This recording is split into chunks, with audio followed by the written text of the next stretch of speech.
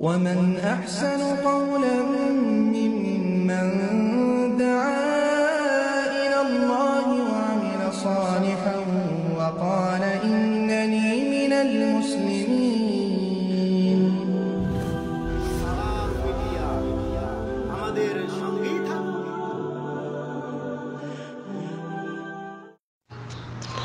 ওয়ালাইকুম আসসালাম ওয়া রাহমাতুল্লাহি ওয়া বারাকাতুহু। শহীদ ভাই কুমিল্লা থেকে জানতে চেয়েছেন, ঔষধ খাওয়ার সময় বিসমিল্লাহ বললে রোগ বৃদ্ধি হবে, বরং বলতে হবে আল্লাহ শাফি, আল্লাহ কাফি, আল্লাহ মাফি। এই কথাটি কতটুকু সত্য? আলহামদুলিল্লাহ ওয়াসসালাতু ওয়াসসালামু আলা রাসূলিল্লাহ।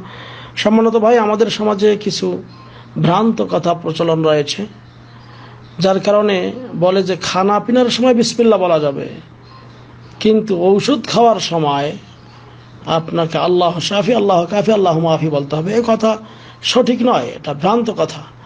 বরং ঔষধও একটা খাবার, ঔষধও একটা খাবার। আর হাদিসে এসেছে, নবী করিম সাল্লাল্লাহু আলাইহি ওয়াসাল্লাম তিনি যে হাদিসে বলেছেন যে ইজা আকালা আহাদুকুম তুআমান, যখনই কেউ তোমাদের কোনো খাবার খাবে, যে কোনো খাবার, ঔষধেও একটা খাবার, পানি আমরা খাওয়া বলি বা পান করা, হ্যাঁ, অথবা ভাত খাওয়া, অন্য কিছু খাওয়া। তো হাদিসে এসেছে ইজা আকালা আহাদুকুম তুআমান, যখন কেউ তোমাদের কোনো খাবার খাবে ফালিয়াকুল বিসমিল্লাহ, সেজন্য বিসমিল্লাহ বলে।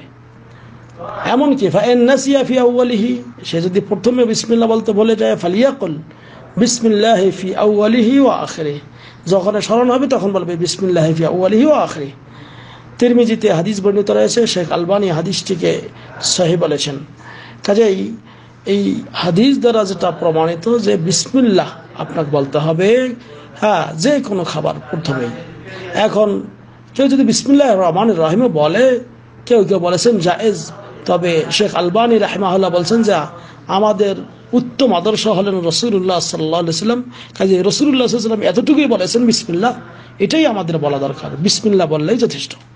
এখন ঔষধ খাবার সময় কেউ যদি বিসমিল্লাহ ছাড়া অন্য কথা বলে, তাহলে এটা হাদিস দ্বারা প্রমাণিত হলো না, বরং হাদিসের শব্দ হলো বিসমিল্লাহ। এমনকি নবী করিম সাল্লাল্লাহু আলাইহি ওয়াসাল্লাম যখন কেউ কোনো ব্যথা অনুভব করতেন, তখনও তার ওই ব্যথার জায়গায় হাত রেখে বিসমিল্লাহ বলতেন, বিসমিল্লাহ বলে তাকে ফু দিতেন বা ঝাড় ফুঁক করতেন।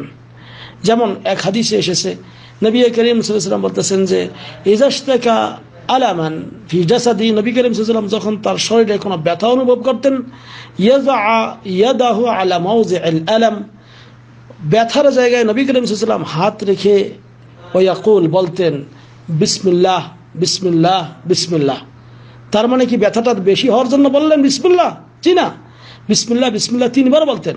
ওয়ায়াকুল 7 মাররাত, এবং 7 বার বলতেন আউযু বিইজ্জাতিল্লাহি ওয়া কুদরাতিহি মিন শাররি মা আজিদু ওয়া উহাযির। এই দোয়াটা আউযু বিইজ্জাতিল্লাহি ওয়া কুদরাতিহি, মহান আল্লাহর মহান সম্মান এবং ক্ষমতার মাধ্যমে আমি তার কাছে পানাহ চাচ্ছি, মিন শাররি মা আজিদু ওয়া উহাযির, আমি যে সমস্ত ব্যথা অনুভব করছি, যে সমস্ত আমি সেই ব্যথা পাচ্ছি, এইগুলা থেকে আল্লাহর কাছে আমি আশ্রয় কামনা করতেছি। রাওয়াহু মুসলিম, সহিহ মুসলিমে হাদিস বর্ণিত রয়েছে।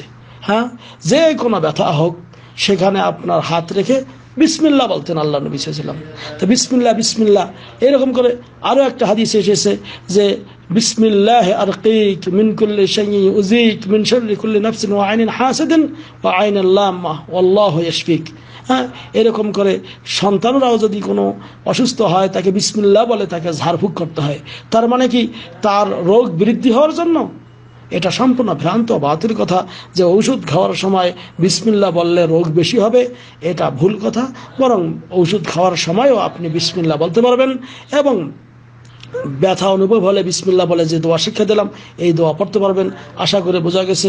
আর আল্লাহ শাফি, আল্লাহ কাফি, আল্লাহ মাফি বলা, এর কোনো দলিল, এর কোনো প্রমাণ সহিহ হাদিসে কোথাও প্রমাণিত নয়। আশা করি আমরা বিদআত পরিহার করে সুন্নতের আমল করব। হাযা আল্লাহু আ'লাম বিসওয়াব, সাল্লাল্লাহু আলা নবিয়িনা মুহাম্মদ। আসসালামু আলাইকুম ওয়া রাহমাতুল্লাহ।